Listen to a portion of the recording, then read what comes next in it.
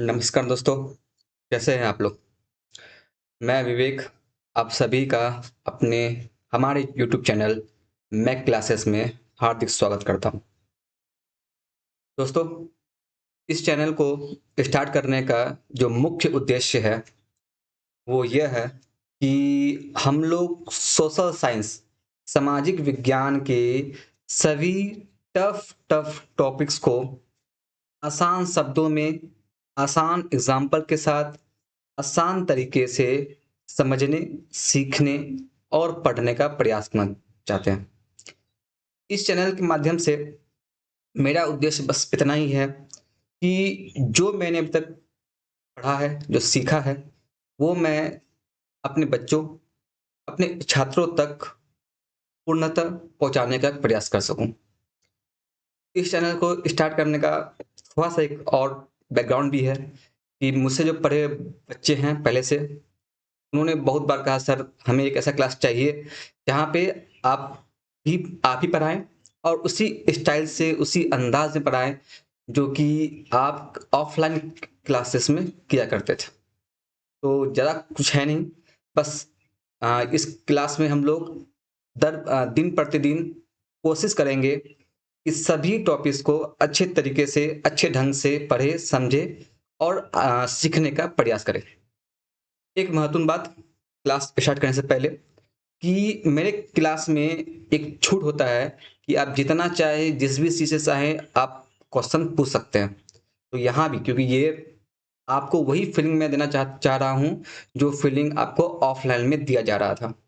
तो यहाँ पर भी आपको पूरा का पूरा छूट है कि आप डाउट पूछ सकते हैं। याद रहे, डाउट के लिए जिनके पास नंबर है वो व्हाट्सएप पे भेज सकते हैं या कमेंट में भी डाउट पूछ सकते हैं। लेकिन एक बहुत ज़रूरी बात, डाउट पूछते समय आप एक मर्यादा का पालन ज़रूर करेंगे। ठीक है? चलिए, ज़्यादा कुछ है नहीं, इतना ही था। आज चलिए शुरू करते हैं हम लोग आज का अपना पहला लेक्चर इस मैक क्लासेस में। देखिए, जो फर्स्ट लेक्चर है आज का, वो ये है हमारी वित्तीय संस्था। अगर बात करें ये किस क्लास से है, तो यह बिहार बोर्ड के कक्षा 10 के अर्थशास्त्र के चैप्टर नंबर 4 से है। ठीक है? चैप्टर का नाम है हमारी वित्तीय व्यवस्था। ठीक है? चलिए, तो देखते हैं। देखिए, ध्यान से अगर आप देख पा रहे होंगे कि इस चैप्टर का नाम क्या है, हमारी वित्तीय व्यवस्था। ऊपर में लिखा हुआ है इंग्लिश में, आवर फाइनेंशियल इंस्टीट्यूशन। देखिए, किसी भी चैप्टर को स्टार्ट करने से पहले, किसी भी सब्जेक्ट को स्टार्ट करने से पहले यह बहुत ज़रूरी होता है कि हम लोग उस चैप्टर के नाम को ध्यान से समझें। जो लोग मुझसे पढ़े हुए उन्हें पता होगा कि मैं जब भी क्लास स्टार्ट करता हूँ, चाहे कोई भी चैप्टर हो, मैं सबसे पहले फोकस करता हूँ कि उस चैप्टर का नाम ऐसा क्यों है, उस नाम चैप्टर का नाम का वो अर्थ क्या है। तो सबसे इम्पोर्टेंट बात कि इस चैप्टर का नाम है हमारी वित्तीय संस्थाएं। ठीक है? तो इसका अर्थ क्या है? तो हम लोग एक नाम को, हमारी वित्तीय संस्थाएं, ये 3 नाम को हम लोग तोड़-तोड़ के समझेंगे, तब फिर हम लोग आगे बढ़ेंगे। ठीक है? चलिए, सबसे पहली बात जो इस चैप्टर में है, वो ये है कि हमारी, तो इससे तो आप सभी परिचित होंगे। ये मुझे नहीं लगता है कि ये समझाने की आवश्यकता किसी को भी होगा।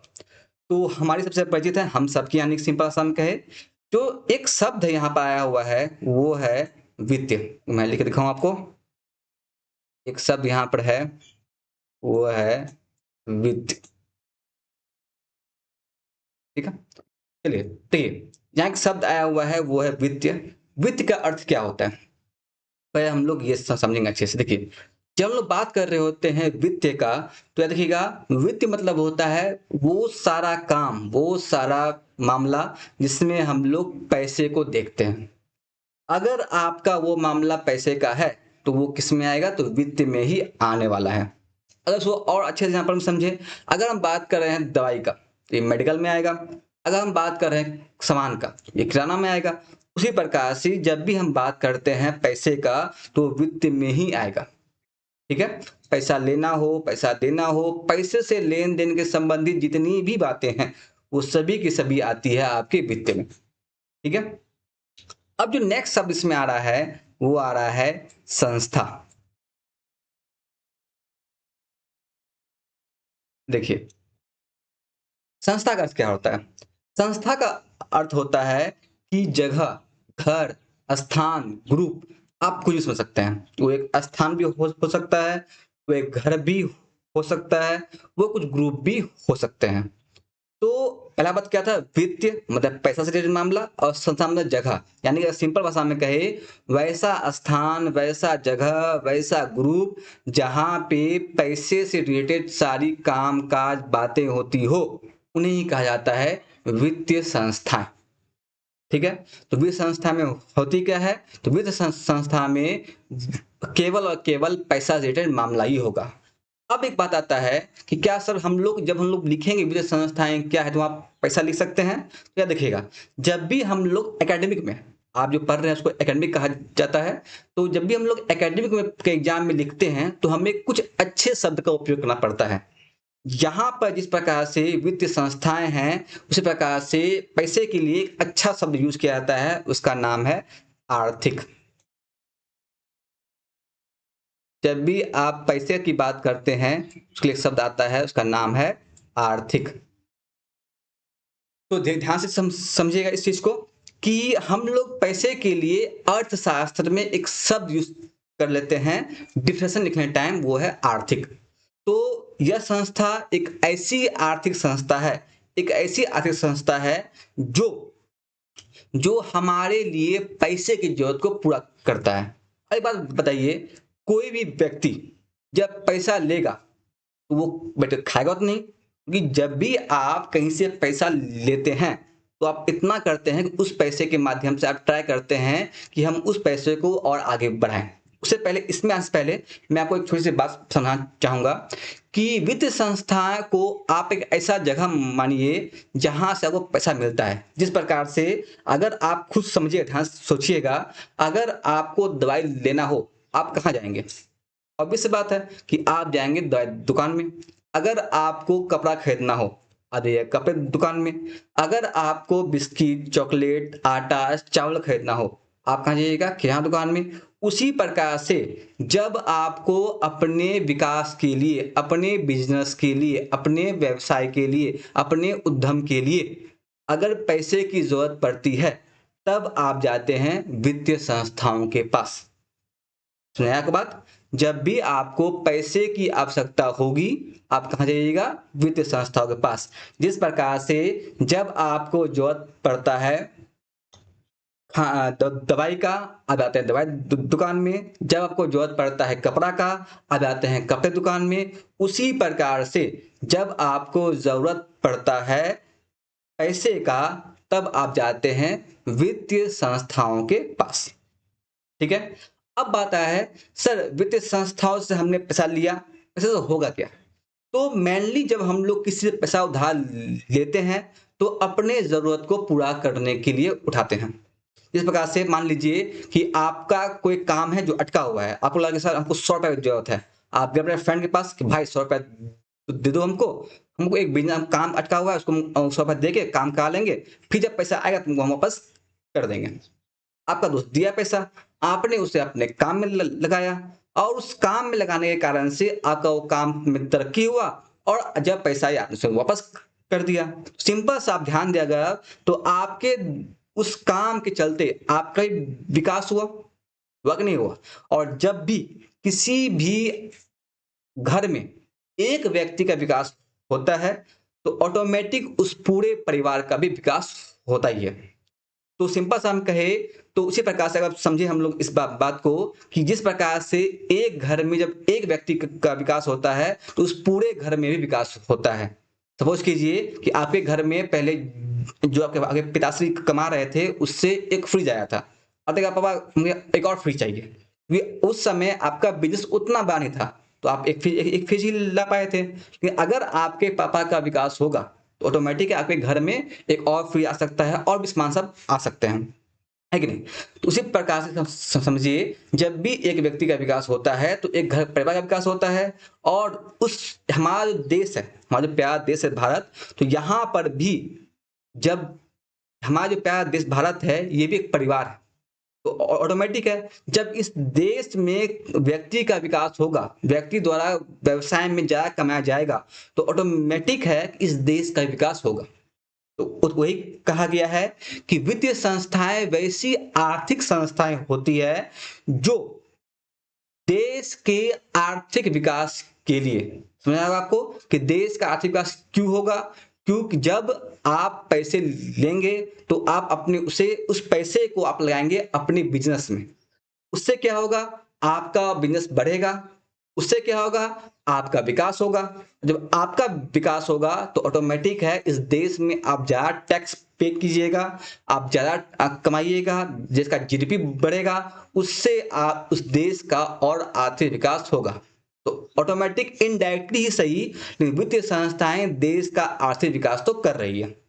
उम्मीद है आपको कि वह समझ में आई होगी।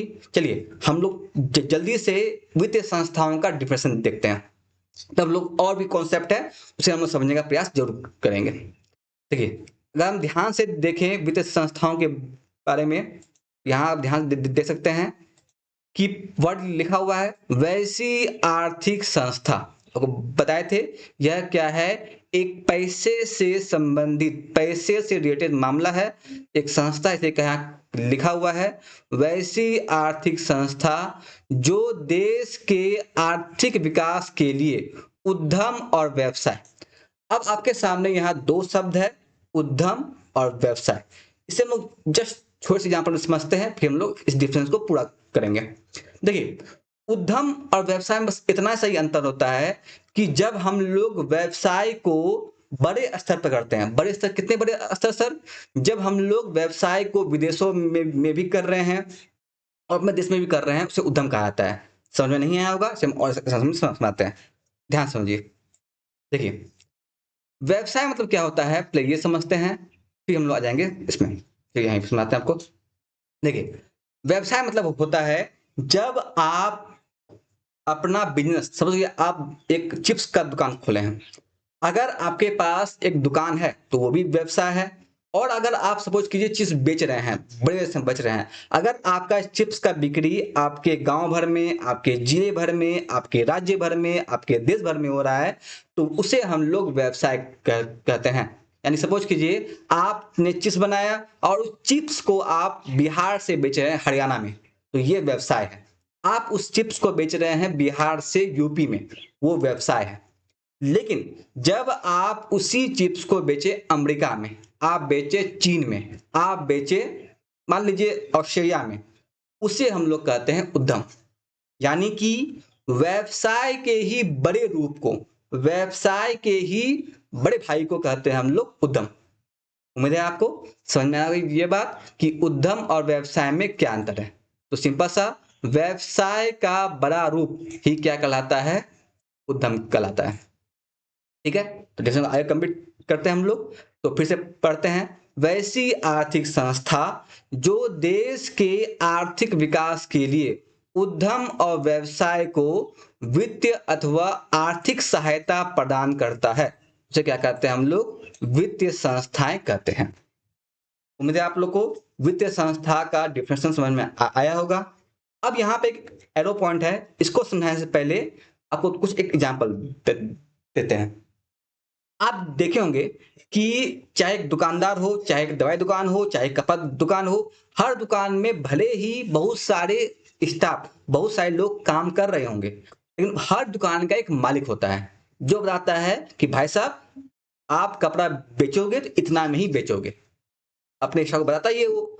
उसी प्रकार से हमारी वित्तीय संस्थाएं कितना ऋण देगी, कितना पैसा देगी, कब देगी, कैसे देगी, क्या क्या डॉक्यूमेंट चाहिए उसको, इसके लिए भी, इसको डिसाइड करने के लिए भी एक मालिक होता है और उस मालिक को कहते हैं केंद्रीय बैंक। अब देखिए केंद्रीय बैंक हर देश के बैंक, हर देश के उस बैंक को कहा जाता है जो उस देश की वित्तीय संस्था को संभालता है। लेकिन कुछ देश ऐसे भी हैं जो अपने केंद्रीय बैंक को कुछ खास नाम देते हैं। उसी प्रकार से हमारा, उसमें हमारा देश भारत भी आता है जिसने अपने केंद्रीय बैंक को एक खास नाम दे रखा है। तो केंद्रीय बैंक क्या है? ये समझे आप लोग कि केंद्रीय बैंक वो बैंक है जो वित्तीय संस्थाओं को संभालता है, वित्तीय संस्थाओं के लिए नियम बनाता है, वित्तीय संस्थाओं का देखरेख करता है। तो उस हमारे देश के केंद्रीय बैंक एक खास नाम है, वो नाम है आपका reserve bank of India, short में कहते हैं आरबीआई। सब फुल फॉर्म होता है रिजर्व बैंक ऑफ इंडिया। ठीक है, उम्मीद आपको समझ आएगा ये कि आरबीआई क्या है, तो हमारी सारी वित्तीय संस्थाओं का मालिक होता है। ठीक है, अब एक सवाल सर, क्या वित्तीय संस्थाएं में केवल ये सारे बैंक ही आएंगे या इसमें हम लोग कुछ और भी समझ सकते हैं? तो ध्यान से समझिएगा, आपको हम पहले ही बताएं ये बात कि वित्तीय संस्था मतलब आर्थिक मामला यानी कि पैसे से रिलेटेड मामला। जहां भी आपको पैसा मिल रहा हो, जहां भी आपको पैसा मिल रहा हो, वो आता है वित्तीय संस्था में। ध्यान से समझिएगा, अगर आपको जब यदि आपके पैसे की जरूरत आपका दोस्त पूरा कर रहा है, वो भी वित्तीय संस्था में आएगा। अगर आपकी पैसे की जरूरत एक साहूकार, एक वो इंसान जो कि ब्याज पे पैसा देता है, दुकानदार, वो पूरा कर रहा है, तो वो भी आपके वित्तीय संस्था में आएगा। यदि आपकी पैसे की जरूरत एक बैंक पूरा कर रहा है, तो वो भी वित्तीय संस्था में आएगा। तो एक सिंपल याद रखिएगा, वित्तीय संस्था में केवल बैंक ही नहीं आते हैं, उसमें बैंक भी हैं, प्लस उसके साथ साथ वो सारी जगह हैं, वो सारे लोग हैं जो आपको वित्तीय सहायता, जो आपको आर्थिक सहायता प्रदान करती है। ठीक है, तो ये कहना बिल्कुल भी गलत होगा कि वित्तीय संस्थाओं में केवल और केवल आपके बैंक ही आते हैं। बैंक उसके सबसे बड़े पार्ट है, इसलिए हम लोग मेनली आपके किताब में भी, आपके चैप्टर में भी बैंक को सबसे महत्व दिया गया है।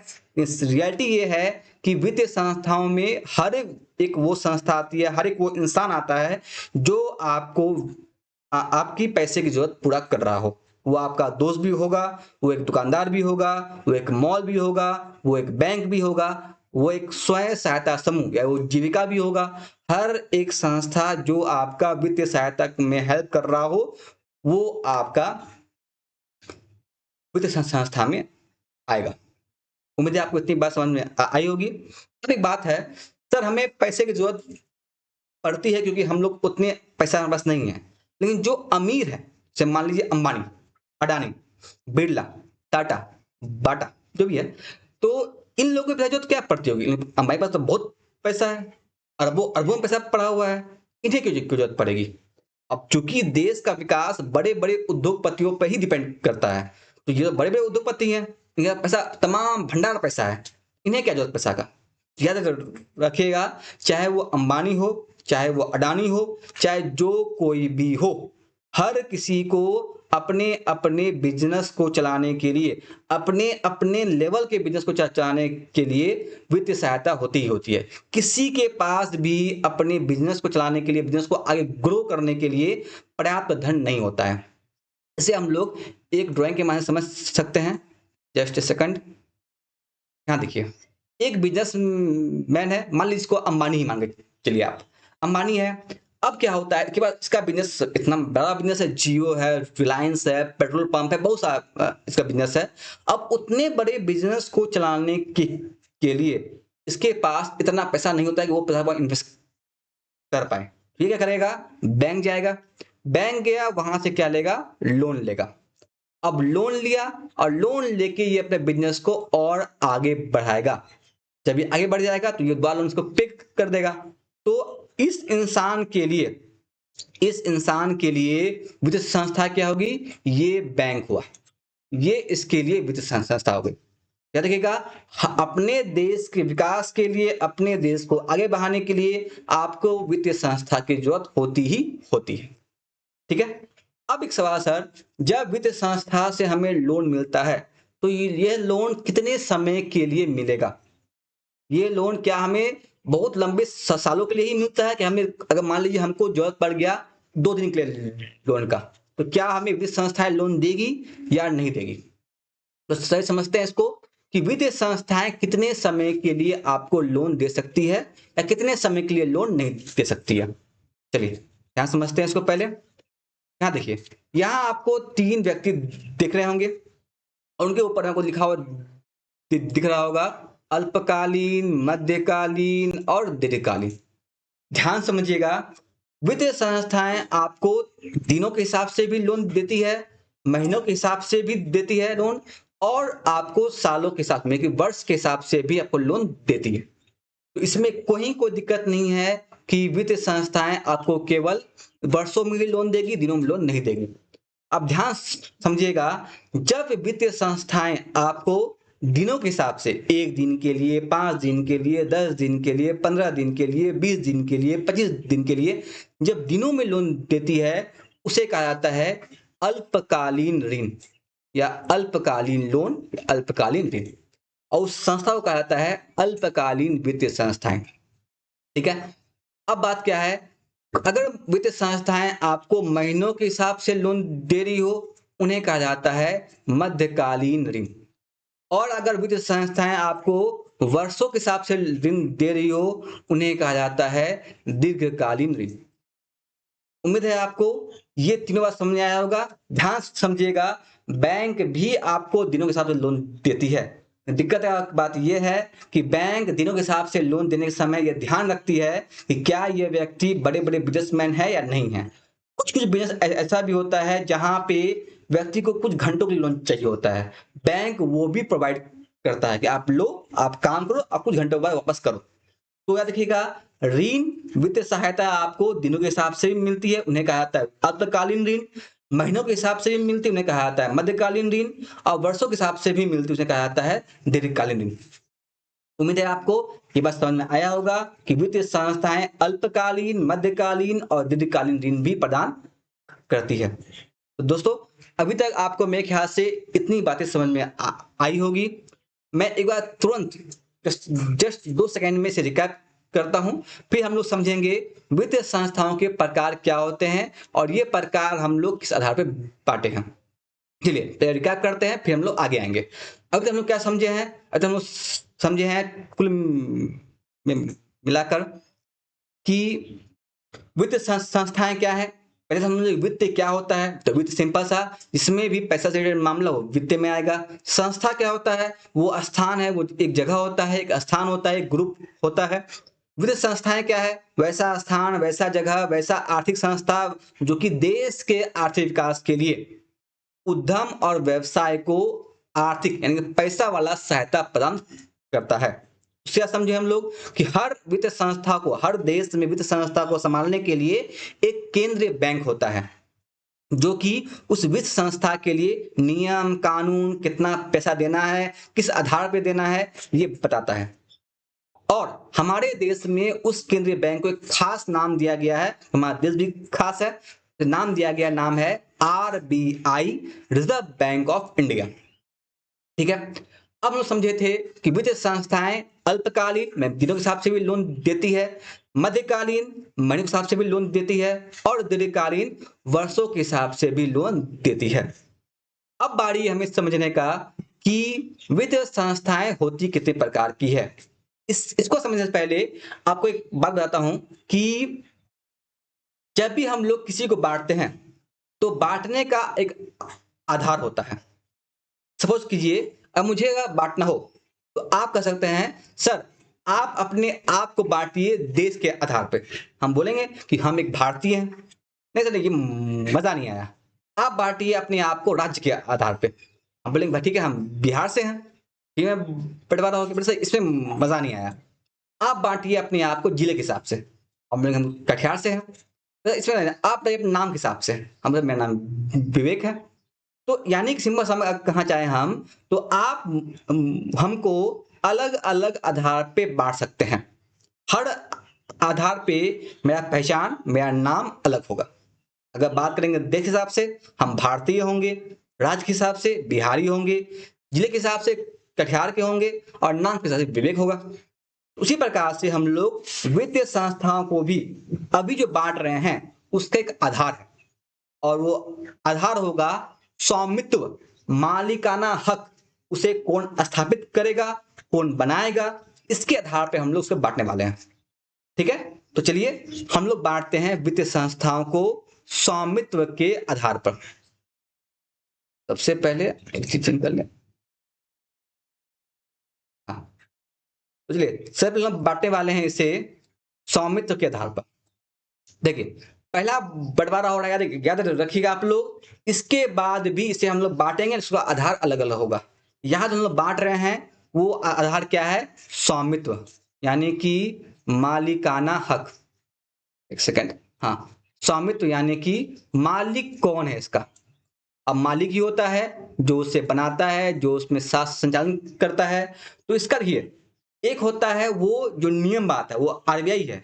इन हर संस्था को चलाने के लिए, उस चलाने का मतलब क्या होता है, उसे उसका बिल्डिंग कौन बनवाएगा, उसमें एम्प्लॉय को कौन बहाली करेगा, उसमें उस कर्मचारियों को पैसा कौन देगा, वेतन कौन देगा, और कौन पैसा बांटेगा ऋण के तौर पर, इसके आधार पर इसे कहा था मालिकाना स्वामित्व के आधार पर। तो वित्तीय संस्थाएं स्वामित्व के आधार पर बांटी गई है 3 प्रकार में। एक है सरकारी वित्तीय संस्थाएं, एक है अर्ध सरकारी वित्तीय संस्थाएं, एक है सूक्ष्म वित्तीय संस्थाएं। अब ये है क्या, इसे हम लोग एक एक करके समझेंगे अच्छे से। चलिए पहला आपके सामने है वो है सरकारी वित्तीय संस्थाएं। ध्यान समझिएगा, बहुत आसान है, अब कुछ ही समय है, ध्यान समझिए। देखिए सरकारी वित्तीय संस्था मतलब होता है वैसी वित्तीय संस्था, पहले रखिएगा ये भाग किसका, ये पार्ट किसका है, वित्तीय संस्थाओं का।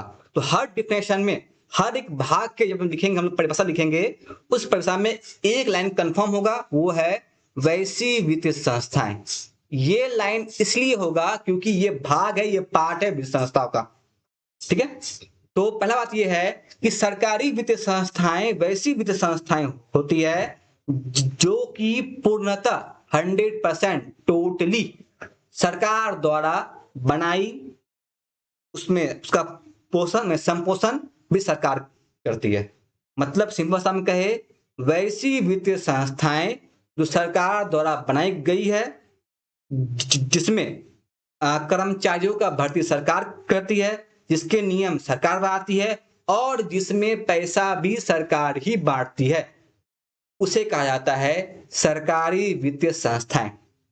इसमें मेनली आपके बैंक आएंगे। कौन कौन से बैंक आएंगे आप यहां चित्र में देख सकते हैं। एक है SBI, state bank of India, एक है पंजाब नेशनल बैंक, एक है बैंक ऑफ बड़ौदा, एक है सेंट्रल बैंक ऑफ इंडिया में सीबीआई, और बहुत सारे गवर्नमेंट हैं जैसे कि आपका इलाहाबाद बैंक, तमाम तरह के बैंक।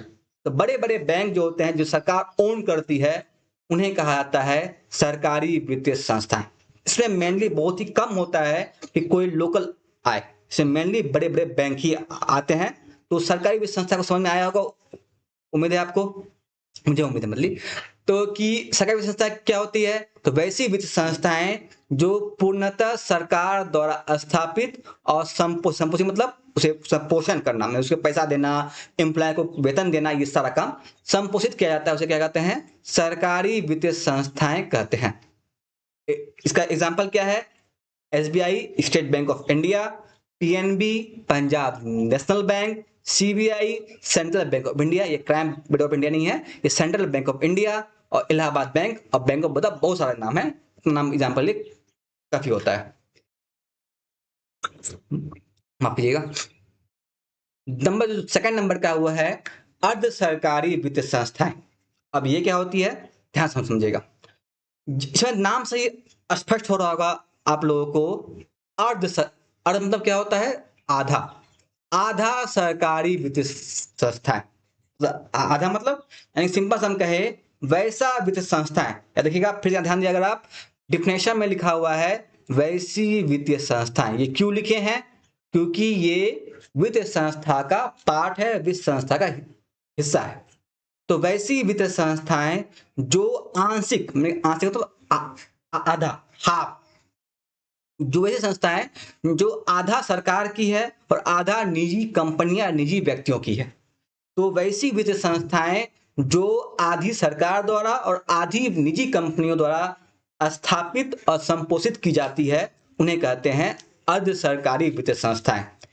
एक बात याद रखिएगा आप लोग, इससे मेनली होता क्या जाते हैं, इसमें कर्मचारियों का भर्ती करेगा सरकार, नियम बनाएगा सरकार, आप कीजिएगा, तो नियम बनाएगा सरकार, बाकी जो पैसा बांटने का काम है वो निजी कंपनियां करती है, मुनाफा जो भी होगा, प्रॉफिट जो भी होगा, उस प्रॉफिट को निजी कंपनियां और सरकार आपस में बांटती है। तो यही होता है अर्ध सरकारी वित्तीय संस्थाएं।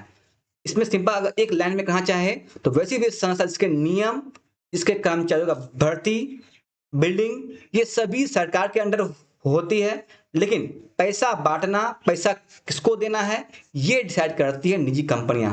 उन्हें कहा जाता है अर्ध सरकारी वित्तीय संस्थाएं। उम्मीद है आपको समझ आया होगा ये बात। इसमें एग्जांपल देखें, आप एग्जांपल आप ध्यान से देख सकते हैं। यहाँ पर है IDBI bank, industrial development bank of India, एक होता है आईसीआई बैंक, एक होता है एनएचबी बैंक, एक होता है आरआरबी, रीजनल रूरल बैंक, क्षेत्रीय ग्रामीण बैंक। अब बिहार में हर राज्य में ग्रामीण बैंक होता है, बिहार बैंक में कहता है बिहार ग्रामीण बैंक, या फिर उत्तर बिहार ग्रामीण बैंक, दक्षिण बिहार ग्रामीण बैंक पहले था, अब ये हो गया एक नाम है बिहार ग्रामीण बैंक। देखिएगा ये सारे बैंक देखिए, इसमें आधा हिस्सा गवर्नमेंट का होता है, आधा हिस्सा प्राइवेट बैंक का या प्राइवेट कंपनियों का भी होता ही होता है। इन्हें कहा जाता है आपके अर्ध सरकारी वित्तीय संस्थाएं।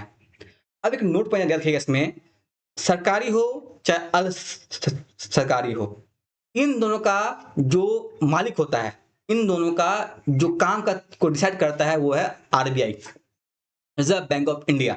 यही बताएगा कि नियम क्या होंगे। सरकार के तौर पर आरबीआई ही काम करता है इसके लिए, ठीक है। और लास्ट जो आज का टॉपिक है वो है सूक्ष्म वित्तीय संस्थाएं। अब ये क्या है सर, क्या देखिएगा, ये ऐसी वित्तीय संस्थाएं हैं जिसपे कंट्रोल मेनली जो है उसका एक हिस्सेदार करता है, लोग अस्थायी लोग आपस में करते हैं, सिंपल समझिए। अगर ये होता क्या है, तो ये ऐसी वित्तीय संस्थाएं हैं, ये ऐसी वित्तीय संस्थाएं हैं जो स्थानीय स्तर पर, समझा आपके लोकल में, इसका एग्जांपल समझिए। तो आपके गांव में, आपके मोहल्ले में एक ग्रुप चलता होगा, जीविका ग्रुप, और लोगों होगा, आप देखे होंगे ध्यान से, अगर इस तरह कुछ लोगो होगा आपके पास, तो ये जीविका ग्रुप है, ये सबसे बढ़िया, सबसे शानदार एग्जांपल है आपके सूक्ष्म वित्तीय संस्थाओं का। आप ध्यान देते होंगे इस जीविका ग्रुप में कुछ महिलाएं जाती होगी, वो आपस में पैसा जमा करके फिर पैसा उठाती होगी, ये आपस में ही जमा करती है और फिर लोन उठाती है उससे। ये सबसे अच्छा एग्जाम्पल था जीविका का। इसकी शुरुआत अगर बात करेंगे तो बंधन बैंक था एक नाम का बैंक, जो आज बहुत बड़ा बैंक हो गया है। ये भी एक स्वयं सहायता समूह, जैसे कहें अगर सूक्ष्म वित्त संस्था के तौर पे आया था। एक बैंक भी होता है चोला बैंक, जो कि बहुत फेमस है, लेकिन मेनली बिहार में ये बहुत कम फेमस है, महाराष्ट्र वाले बड़े बड़े शहरों में ये ज्यादा फेमस है। तो सिंपल से हम कहे वैसी वित्तीय संस्थाएं जो स्थानीय स्तर पर लोगों को कम ब्याज पर आर्थिक सहायता प्रदान करती है, उन्हें कहा जाता है सूक्ष्म वित्तीय संस्थाएं। एग्जाम्पल में देख सकते हैं, आप लिखा हुआ है स्वयं सहायता समूह, एसएचबी कहा जाता है, चोला बैंक, जीविका, बंधन बैंक इत्यादि। ये सभी आपके सूक्ष्म वित्तीय संस्थाएं होती है, जो कि कम ब्याज पे आपके लोकल स्तर पे कुछ लोग मिलकर आपस में बनाते हैं संस्था, ये सूक्ष्म वित्तीय संस्था है। इसका मालिक आरबीआई नहीं होता है, ये मेनली चलता है आपके लोकल सलाह मशुरा से, आपके लोकल डिस्कशन से कि हाँ हम ये नियम है, ये कानून है, ये बना के चलता है। कभी कभी सूक्ष्म वित्त संस्थाओं में कुछ बैंक हेल्प करते हैं। एग्जाम्पल में जीविका में अगर बात करेंगे, बिहार में होंगी तो मेनली स्थानीय बैंक से, कि ग्रामीण बैंक हो सकता है, आपका कोई प्राइवेट बैंक हो सकता है जिसमें हेल्प करता है, तो वो नियम बनाता है और नियम को फॉलो करना पड़ता है। अगर सिंपल सा हम कहे, सिंपल सा रखिए इसको, कि स्वयं सूक्ष्म वित्त संस्थाओं का मालिक आरबीआई नहीं होता है, इसमें आरबीआई द्वारा नियम बनाया गया, नियम लागू होता है बैंक पे, और बैंक आपको वो नियम बनाता है, यानी कि आप नियम फॉलो करते हैं अपने आपस के ग्रुप का। सूक्ष्म वित्त संस्थाएं आपसी समझौता, इस सूक्ष्म वित्त संस्था में आपका एक दोस्त भी आ सकता है, ठीक है। तो उम्मीद है आपको ये वित्तीय संस्थाओं का पहला लेक्चर समझ में आया होगा। कहीं कोई डाउट हो, कोई सवाल हो, आप आराम से कमेंट में पूछ सकते हैं। आज के लिए हम लोग इस टॉपिक को इतना ही रखेंगे, अब इसमें खत्म बिल्कुल भी नहीं हुआ है। अभी बहुत सारे टॉपिक बाकी है। वो इस संस्था का और भी प्रकार है और भी काम है, बहुत सारे नियम कानून है, वो सभी हम लोग पढ़ेंगे अगले लेक्चर में। लेकिन आज के लिए उम्मीद है आपको सारी बातें अच्छे समझ में आई होगी। कहीं कोई डाउट रहा हो, कहीं कोई सवाल रहा हो, क्योंकि मैं पहला लेक्चर है, तो आप कमेंट में पूछ सकते हैं। मैं कोशिश करूंगा कि आपको सारी बातों का जवाब दिया जा सके। फिर एक बार दोहरा दूं एक बात को, मर्यादा में रहकर सवाल पूछना चाहिए। आप छात्र हैं, किसी गली मोहल्ले के लफंगे नहीं हैं। छात्र के तौर पर पूछिएगा, जवाब देने का मैं पूरा प्रयास करूंगा। चलिए, आज के लिए अभी के लिए इतना ही। मिलते हैं हम लोग फिर अगले लेक्चर में। तब तक अपना ख्याल रखें, बड़ों का सम्मान करें। आज के लिए अभी के लिए इतना ही। नमस्कार।